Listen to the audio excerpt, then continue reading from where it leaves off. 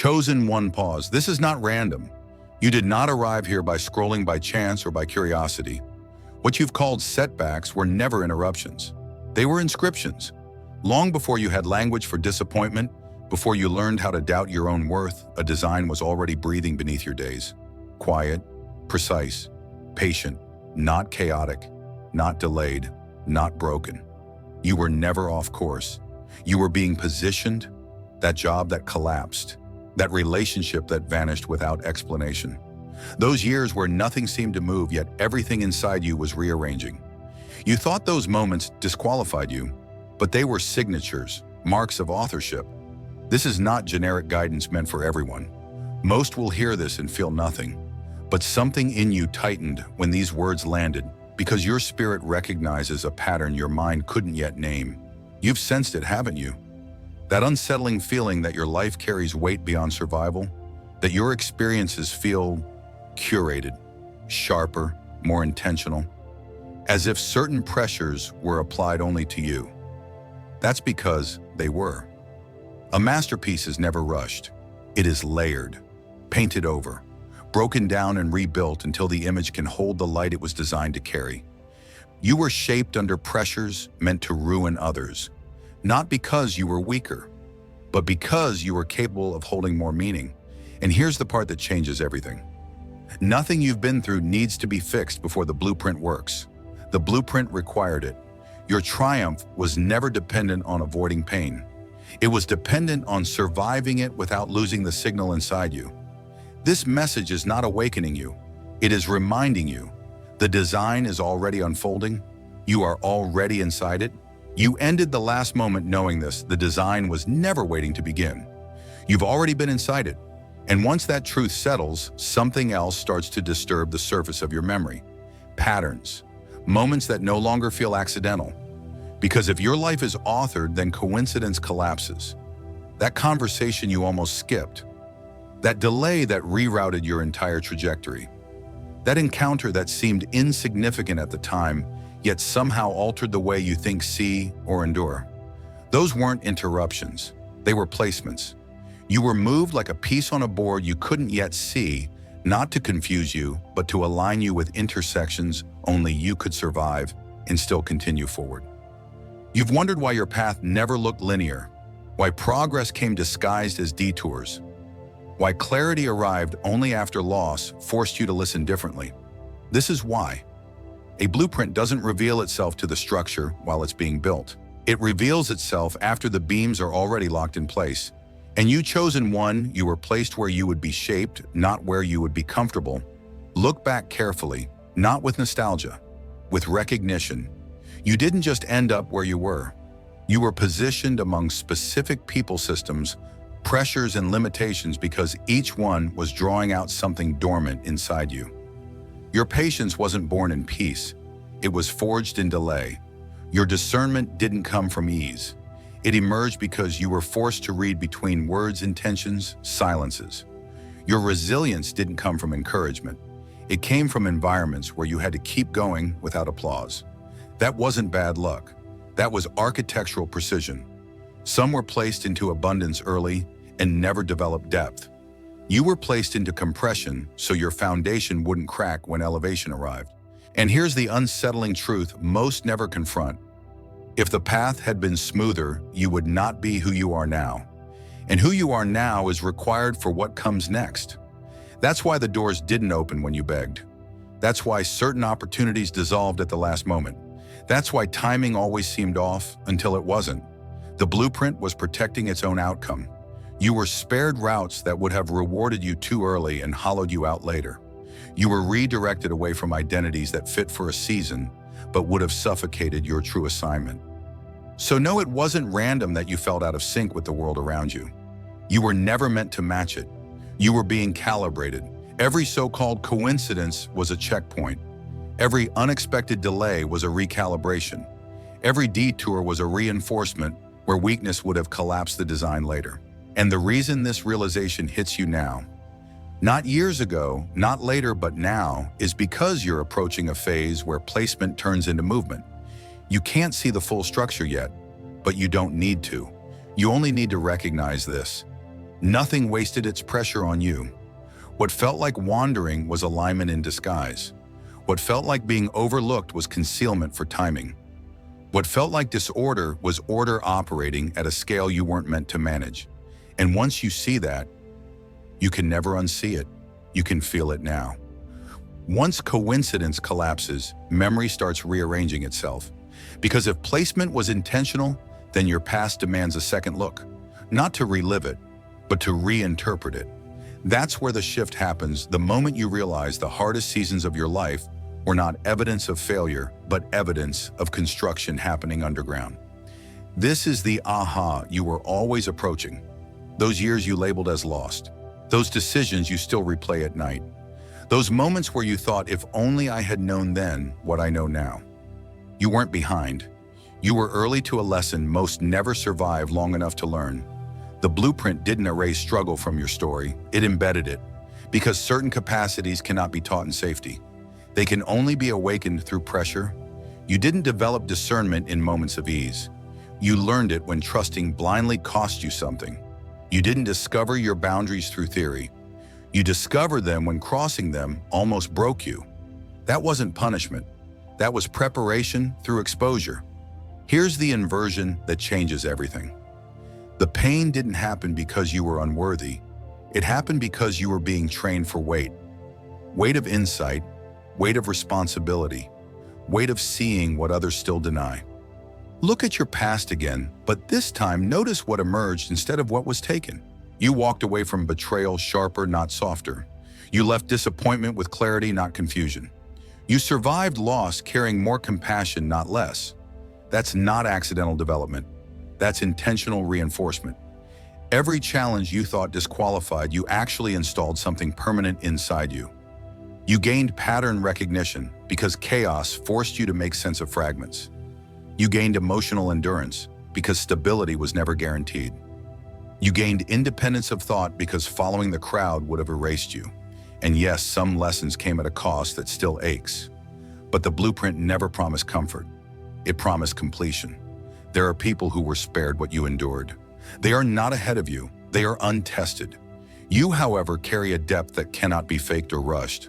A gravity that doesn't announce itself, but reshapes rooms once you enter. And that's why your journey never mirrored others. Why your timeline looked delayed. Why success felt just out of reach, as if something unseen kept adjusting the coordinates. Because premature arrival would have shattered what you were still becoming. The blueprint demanded timing that protected both the outcome and the one who would carry it.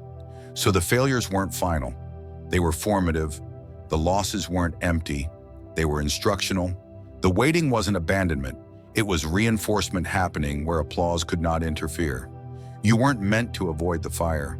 You were meant to understand it without being consumed. And only now you're beginning to see the architecture beneath the pain. Not everything that hurt was meant to last, but everything that hurt was meant to leave something behind. That's why this realization arrives with both relief and responsibility. Because once you recognize that your past was necessary, you can no longer treat your future casually.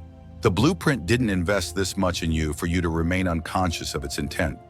You are not healing to return to who you were. You are awakening to who those experiences shaped you to become. And that awareness, that's the hinge. That hinge you felt at the end of the last moment, it doesn't open gently. It forces a confrontation. Because once you accept that your past was necessary, the next illusion has to collapse. The idea that you are broken.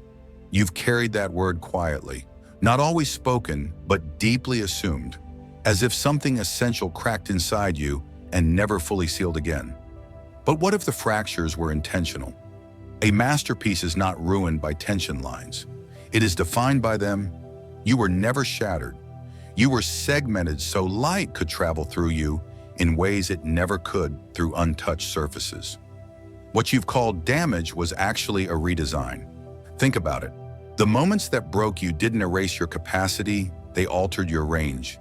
You feel more deeply now. You notice subtleties others overlook. You read rooms, moods, and undercurrents without trying. That didn't come from wholeness, untouched by struggle. It came from surviving moments that required you to adapt at a soul level. Broken things fall apart. You didn't. You reorganized. And that distinction matters because the blueprint never mistakes collapse for failure. It uses collapse as a mechanism. Some structures must come down so stronger, ones can be installed beneath them. Some identities must fracture so truer ones can surface. You weren't dismantled because you were weak. You were dismantled because what you were carrying couldn't survive the next elevation. The old versions of you, the compliant one, the silent one, the one that tried to belong at the cost of authenticity. Those had to break, not to punish you, but to release you. And here's the truth most people never face. Remaining unbroken would have been far more dangerous for you than losing what you did. An intact illusion would have kept you small. A seamless mask would have kept you manageable. Instead, you were stripped of what was false even when it felt like everything. That's why you couldn't return to who you were before. Why comfort zones became unbearable. Why pretending started to feel like suffocation. You weren't regressing. You were outgrowing a structure that no longer fit your blueprint. This is where many people turn back. They mistake reconstruction for ruin. They run toward familiarity because they confuse stability with safety. You didn't. Even when you didn't understand what was happening, you kept moving forward through the disorientation. That alone tells the truth about you. What you're carrying now, that depth, that awareness, that quiet intensity. It isn't the residue of damage, it's evidence of refinement. You weren't broken. You were recrafted. And the reason this realization stings is because it removes an excuse you've leaned on without realizing it. If you're not damaged, if nothing essential was lost, then what you're carrying now is not a limitation, it's an upgrade, which means the blueprint hasn't been compensating for weakness, it's been preparing capacity. And that leads directly to the next phase.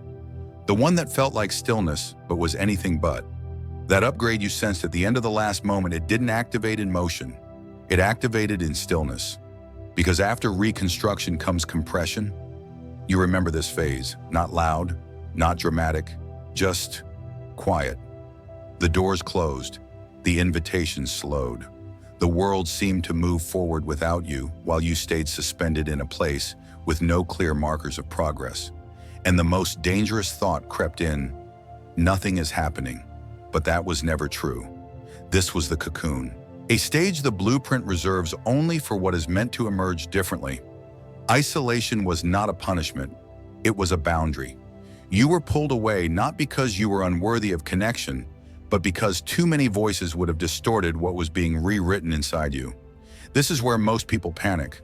They equate visibility with value, movement with meaning.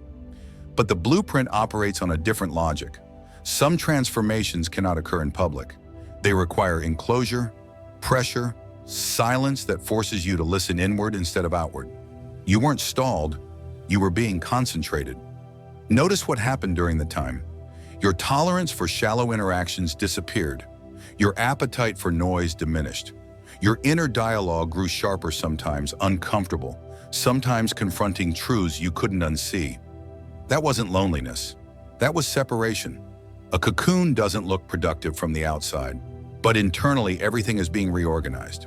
Old instincts dissolve. New sensitivities form. What once felt natural becomes impossible to return to. That's why you felt disoriented, why you couldn't explain who you were becoming, only that you were no longer who you had been. You weren't losing identity. You were shedding one that had reached its limit. And yes, there were moments you questioned everything. Your calling, your relevance, your timing. That questioning wasn't weakness.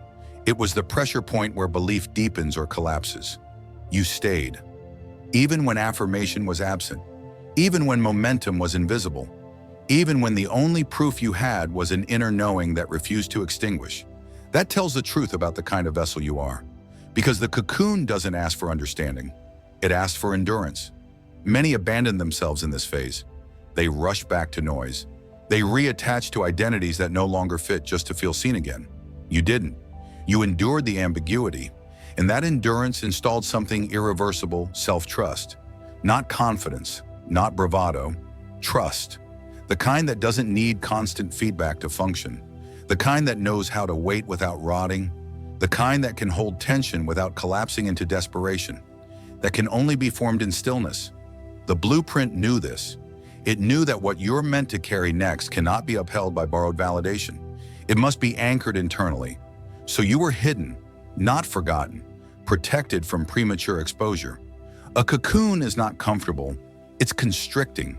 It forces old forms to dissolve without offering the new ones yet. That's why it felt like stagnation. Because growth was happening in dimensions you weren't trained to measure. And now look closely, you're no longer in that same enclosure. The pressure has shifted. The stillness is loosening. The questions are turning into readiness, which means the cocoon did its work. What emerges next is not a return, it's a reveal, and it will require everything that was formed when no one was watching. When the cocoon loosened, you didn't step into clarity. You stepped into exposure. Because emergence doesn't lead straight into ease. It leads into wilderness. And if you're honest, this phase confused you more than the silence did. You were no longer hidden, but you weren't established either. You had just enough awareness to know you couldn't go back and not enough direction to know exactly where forward was. That space, that in-between, that was the classroom. The wilderness is not absence. It is instruction without structure. There were no manuals, no mentors who fully understood your path, no timelines that matched yours, which forced you to develop something rare: discernment. You had to learn how to listen beneath words, how to sense truth without confirmation, how to recognize when something felt right, even if it made no logical sense yet. That doesn't develop in comfort, it develops in uncertainty. The wilderness stripped you of shortcuts. You couldn't rely on approval, you couldn't hide behind belonging, you couldn't borrow identity from roles that once defined you. You had to stand alone with your inner compass and decide whether to trust it. And sometimes you didn't. Sometimes you hesitated. Sometimes you misread the signs and paid for it. Those moments weren't failures. They were calibration. Every wrong turn sharpened your perception. Every disappointment refined your filters. Every near collapse taught you where your limits actually were. You learned how to survive without hardening, how to stay open without being naive, how to move forward without becoming reckless. That balance cannot be taught. It can only be lived. This is where your strength deepened, not in visible achievements, but in internal steadiness. You stopped reacting. You started observing.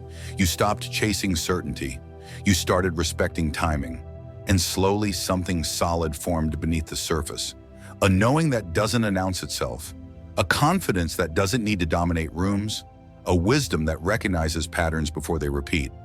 Most people never reach this stage. They escape the wilderness as fast as possible and mistake survival for completion. You stayed long enough to be changed by it, which means you didn't just pass through difficulty. You extracted something from it. The blueprint doesn't waste exposure. Every night you questioned yourself, something sharpened. Every moment you chose restraint over reaction, something aligned. Every time you listened instead of rushing, something locked into place. You emerged from the wilderness, carrying tools you cannot explain but will absolutely need. The ability to stand without applause. The ability to move without permission. The ability to recognize truth even when it costs you something. That wisdom is not loud, but it's weight-bearing. And now that weight is about to matter. Because the next phase is no longer about what you endured. It's about what you carry. What you carry now didn't appear suddenly. It was always there. The wilderness didn't create it, it uncovered it. Because once survival stripped away borrowed identities, what remained was unmistakable. A pattern that repeats no matter where you go. A set of gifts that surface even when you try to minimize them. A way of seeing, sensing, and responding that doesn't mirror anyone else's. This is your signature. Not a talent you chose. Not a skill you picked up to belong. But an imprint embedded before preference, before fear, before adaptation. You've noticed it quietly. How people speak differently around you without realizing why. How you instinctively spot inconsistencies others ignore. How you feel pulled towards certain questions, certain truths, certain tensions while others walk past them, unaffected. That's not coincidence. That's design asserting itself. You were never meant to fit a template. You were meant to carry a configuration. Your curiosity wasn't random. Your passions weren't distractions. Your sensitivity wasn't a flaw. They were signals pointing you toward the exact territory you're meant to work within. The blueprint didn't give you everything. It gave you something specific. a lens, a frequency, a way of translating chaos into meaning, pain, into clarity, confusion, into insight. And here's where responsibility enters the room. Because a signature implies authorship, and authorship implies accountability. You don't get to dismiss what comes naturally to you just because it feels ordinary from the inside. What feels effortless to you is often inaccessible to others. You've downplayed it before, shrunk it, tried to redirect yourself toward paths that felt more acceptable, more stable, more familiar. But the pull never left. That's because you weren't designed to be interchangeable. The blueprint doesn't replicate signatures, it embeds them. Your gifts are not ornamental, they are functional. They exist because there is a gap in the larger design that only your configuration can fill. That's why your journey has felt isolating at times. Uniqueness is rarely reinforced early. It's protected until the carrier is strong enough not to abandon it. You had to survive long enough to trust what makes you different. Now that trust is no longer optional, because what you're sensing isn't potential anymore. It's expectation. You can feel the tension building, the sense that staying passive is starting to cost more than moving forward. That's not impatience. That's alignment pressing for expression. The blueprint doesn't awaken gifts for admiration. It awakens them for use. And now the question quietly forming inside you isn't what am I capable of? It's what happens if I don't step into this. That's the shift from discovery to responsibility. And once responsibility is acknowledged, neutrality disappears. When neutrality disappeared at the end of the last moment, something heavier took its place. Because once you recognize your signature, your life stops being just about you. What you carry doesn't terminate at personal fulfillment. It travels. Your insight influences rooms you haven't entered yet. Your restraint alters outcomes you'll never witness directly. Your obedience creates ripples that move through people who may never know your name. This is where the blueprint widens. You were never crafted as an isolated success story. You were positioned as a junction point, a place where trajectories change, where cycles interrupt, where patterns that have repeated for generations finally meet resistance.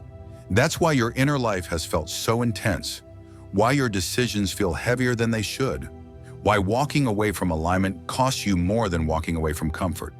Because your choices don't echo quietly. They reverberate. You've already seen glimpses of this. Moments where your presence shifted someone's perspective, where your words lingered longer than you intended, where your refusal to conform unsettled systems that depended on silence. That wasn't accidental influence. That was design activating. And with that activation comes a cost most people never have to consider. If you step fully into what you carry, some doors will never reopen. Some relationships will not follow. Some versions of belonging will expire. This isn't punishment, it's consequence. A larger role demands clearer boundaries. A sharper signal disrupts comfortable illusions. You cannot carry this frequency and remain universally palatable. That's the weight of impact. The blueprint does not ask for popularity, it asks for coherence. And coherence requires saying no to what once sustained you. This is where many hesitate, not because they lack ability, but because they feel the gravity of what alignment requires. To move forward means to stop diluting yourself. To stand where you are means to accept being misunderstood by those who benefited from your silence. That tension you feel isn't fear, it's awareness of influence. You are sensing, perhaps for the first time, that your life intersects with something larger than personal healing or individual success. You are touching the edge of contribution, and contribution always demands choice. You can feel it now. Staying half engaged is no longer sustainable. Playing small feels heavier than stepping forward. That's because the blueprint has progressed beyond preparation. It's waiting for embodiment, and embodiment doesn't ask if you're ready, it asks if you're willing. Because once you move in alignment, the ripple cannot be recalled. And once you refuse, the silence doesn't just affect you, it affects everything downstream. That's the threshold you're approaching. You can feel it now. The threshold you sensed earlier is no longer theoretical, it's pressing. Because once impact is recognized, delay becomes a decision of its own. This is the moment where many people misunderstand destiny. They think predestined triumph means automatic arrival, that if something is written, it will unfold without demand. That is not how the blueprint works. A masterpiece does not paint itself into the world. It waits for the hand to move. What you are standing in now is not preparation anymore. It's activation. And activation does not come with full clarity. It never has. You've been conditioned to wait for certainty, for guarantees, for signs that remove risk. But the blueprint does not speak in absolutes before movement. It speaks in whispers that require trust to amplify. You've heard those whispers, that persistent nudge you keep explaining away, that idea that won't release you even when you try to replace it with something safer, that inner pressure that rises whenever you choose comfort over alignment. That isn't anxiety, it's instruction. The blueprint isn't asking you to visualize success. It's asking you to move as if the outcome matters enough to risk misunderstanding. This is where manifestation language fails you, because this phase has nothing to do with attraction and everything to do with obedience. Alignment is not passive, it is behavioral. It shows up in what you stop tolerating, what you stop postponing, what you stop explaining to people who were never meant to understand your path. You already know the areas where you've been hesitating, the conversations you've delayed, the steps you've half-planned but never fully committed to. Not because you're incapable, but because you're aware of the cost. Once you move, certain versions of your life dissolve permanently. Once you choose coherence, fragmentation becomes unbearable. Once you act in alignment, returning to self-betrayal becomes impossible. That's why this moment feels heavier than others. You're not choosing between success and failure. You're choosing between truth and familiarity. The blueprint does not activate through intention alone. It activates through congruence. Your actions must agree with what you claim to carry. This is where courage stops being emotional and becomes practical. Courage looks like saying no without offering long explanations. It looks like beginning before applause exists. It looks like allowing some people to misunderstand you without rushing to correct the narrative. Because here's the reality you're stepping into: clarity follows commitment, not the other way around. The path reveals itself under your feet, not ahead of you. You've already experienced this pattern before. Every major turning point in your life required movement without certainty. And every time you moved, the next step appeared just in time. That wasn't luck. That was the blueprint responding to obedience. You were never meant to see 10 steps ahead. You were meant to trust the design enough to take one. And now the stakes are higher. Because you're no longer moving just to survive. You're moving to align with something that extends beyond you, which means partial obedience will no longer satisfy the pressure you feel. Half steps will feel heavier than full leaps. Indecision will drain you more than failure ever could. This is the cost of awakening to purpose. You can't unknow what you know. You can't pretend the nudge isn't there. You can't claim ignorance when the signal is this clear. The blueprint is not threatening you. It's inviting you, but invitations expire. Not because the design changes, but because seasons do. There are windows where movement multiplies impact, and there are moments where hesitation compounds resistance. You're standing in one of those windows now. You don't need to know how everything resolves. You don't need full confirmation. You don't need permission. You need alignment. The moment you move, support will reorganize around you. Resources will surface.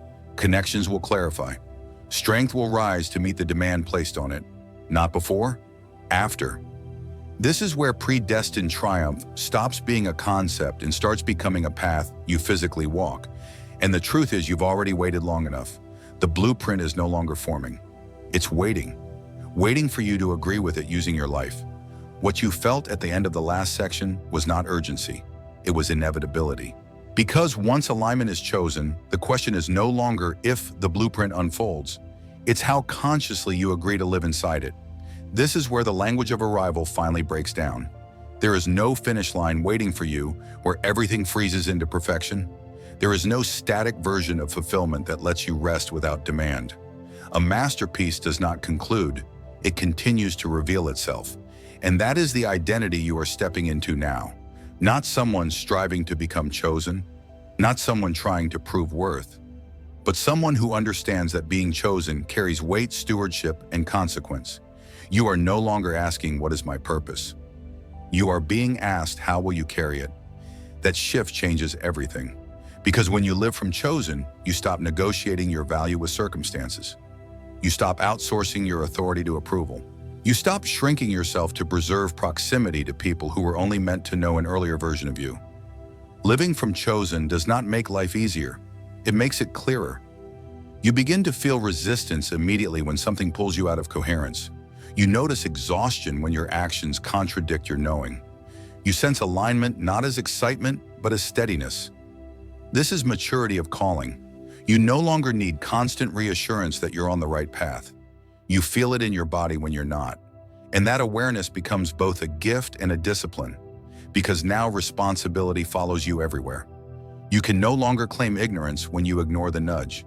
You can no longer blame confusion when you choose comfort over truth. You can no longer pretend neutrality when your silence allows misalignment to persist. This is the cost of embodiment.